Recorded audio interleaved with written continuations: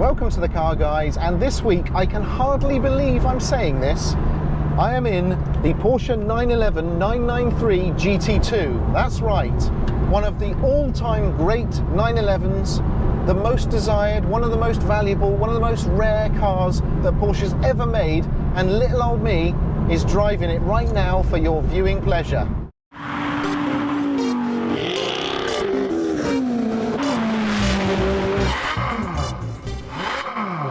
Revealed in 1995 at the Geneva Motor Show, the same year as Ferrari revealed the F50, the Porsche 911 GT2 was built to homologate the car for GT racing and Le Mans.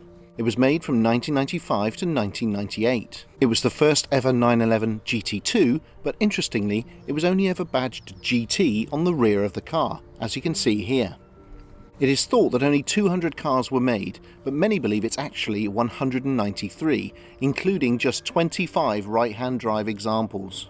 The last 21 1998 cars were Evos and had the more powerful 993 Turbo S engine with bigger turbos giving 450 brake horsepower and 431 pounds-foot of torque. The GT2 is now synonymous with being the fastest, lairiest, most terrifying 911, a turbocharged rear-wheel drive only supercar. And it's instantly recognisable with those riveted wide wheel arches front and back, and raised fixed wing, plus more aggressive aero. It's basically a 993 turbo with some fettling and 200 kilograms less weight, but it's rear-wheel drive only, hence its reputation as a despoiler of mankind. It came in Road and Club Sport package versions. Club Sport, the ultra-rare variant, there was only 33 made, one in right-hand drive, and this came with a full welded roll cage, battery cut-off switch, 6-point harnesses, a dual-mass flywheel, all had split-rim weight-saving Speedline wheels. This 19,000-mile example is originally from Japan. It's a perfect condition, low-mileage time capsule of Porsche perfection. And now it's time for me to take it out for a drive. This is it. Oh my god. Oh my god. I am in one of my absolute dream cars. This is a Porsche 911 993 GT2. A Widowmaker, a holy grail, one of the all-time greatest 911s. And I am scared shitless. Look at the exposed rivets, look at the wide, squat, low bodywork, and now I'm literally driving it, and the first impressions are, it's electric. The steering is so immediate and so perfect. It's alive, and it's so quick. The rack is so quick. Oh, listen to the noise though, it's so mechanical. All I can hear is whining and fizzing and roaring, engine response, damp gear changes, I mean everything. I'm blabbering. Even my COVID hair is not going to get in the way of this. I drove up here to Octane Collection today, who have very kindly let me drive this car, very kindly bearing in mind that this car is for sale for £1.2 million.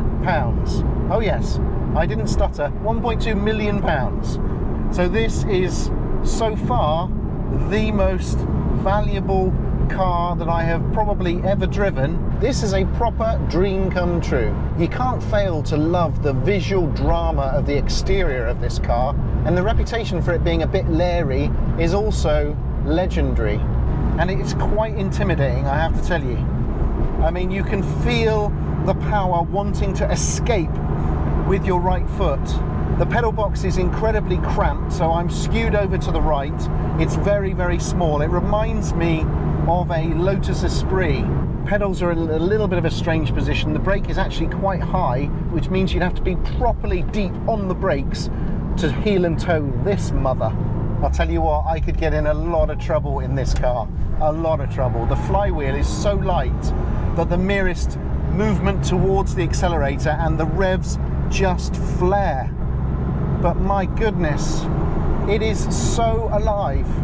Now obviously pitch it into a corner and lift off midway round and we will be spinning off like a top. Have no doubt about that.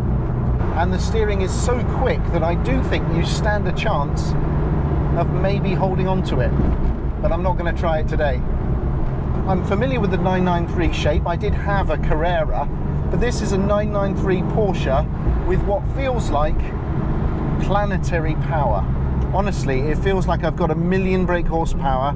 I mean, I'm sweating. I am properly sweating. So what else to tell you? I mean, it's a handful. Don't get me wrong, this is a proper handful.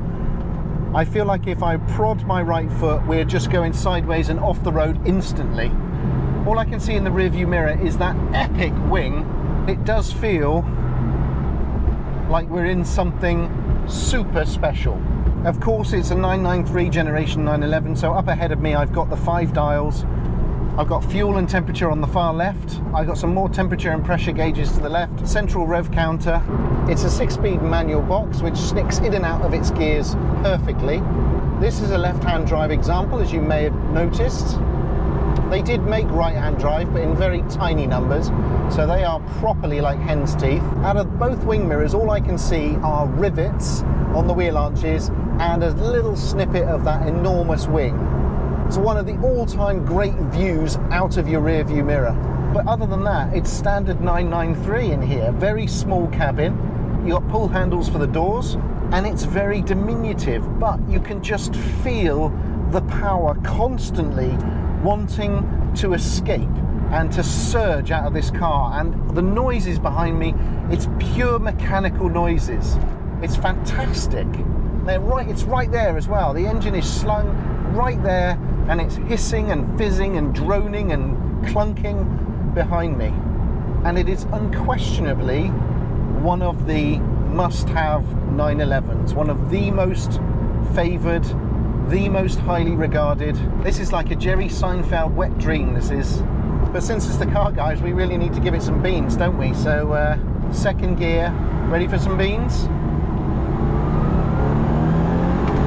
Whoa. Oh my goodness me. I am only just hanging on. Honestly, it is ferocious.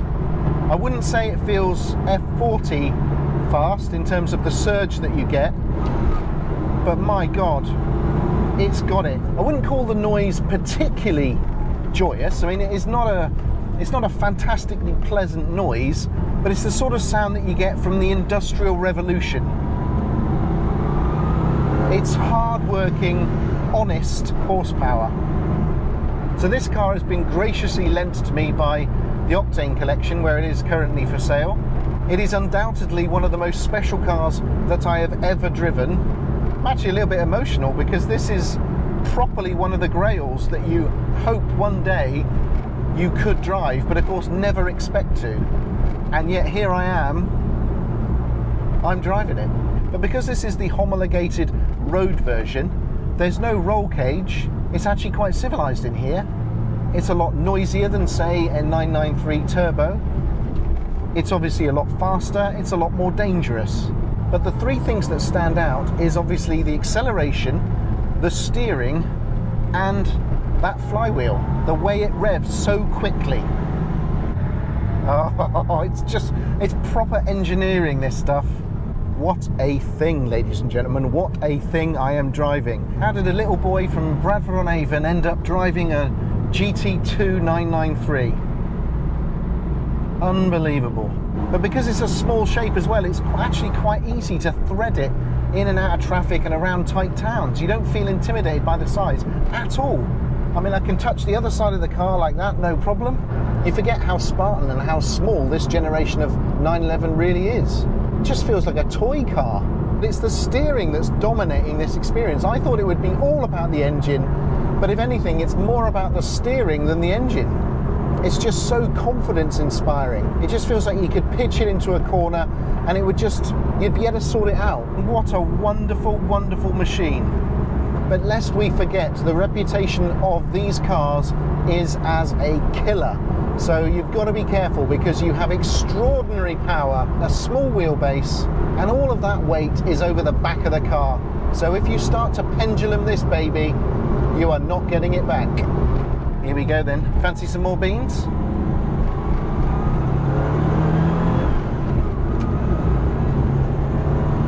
Oh.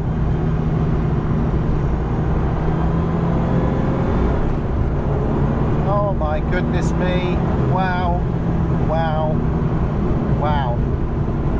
That was That was some serious acceleration.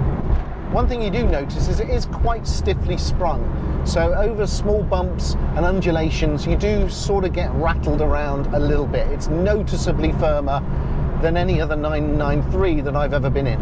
Okay, let's calm it down a little bit then. Let's think about this rationally. What do I not like about this car? Well, I guess it's very stiff, so it's very bumpy and jiggly, and it costs well over £1 million. But apart from that, that's it. What do I like about the car? Everything else. The speed, the size, the steering, the acceleration, how rare it is, how incredible it looks from the outside, how distinctive and unique it is, the engine response, how solid everything feels, just how beautiful an object it is. I can kind of see now why people are buying more supercars now than ever. I think when you're in something like a pandemic or tough times, a car like this elevates you away from all of those day-to-day concerns. You can go out for a drive and just put a massive smile on your face and just have an incredible amount of fun, and all the problems just dissipate. So now that I've driven this car for the best part of a day, is it still as scary? Well, actually, no. The intense feelings of terror have subsided and I've got a lot more used to it, but I'm still nowhere near at the point of understanding it or taming it. This is the sort of car that will take a lifetime to tame and to get used to. Whether it's this or the 3-litre CSL that I drove from Fast Classics, these cars just make us feel happy, and they're the perfect tonic to these dark times. But I have to say, I'm really impressed with this car. I knew it would be good. I suspected it would be good. I didn't realise it'd be this good. It's one of those cars that looks like it's going really quickly even when it's parked up. It's just a fabulous thing, and I only wish that I actually owned this car and could therefore take the time to understand every nuance and drive it to within an inch of its life, because I think if you owned one of these cars, that's all you'd want to do. Thanks for watching. I hope you enjoyed this roller coaster ride, frankly, in the 993 GT2, a car I never thought I would drive. If you like what we're doing on The Car Guys, please subscribe, leave comments and likes. There'll be another episode next week.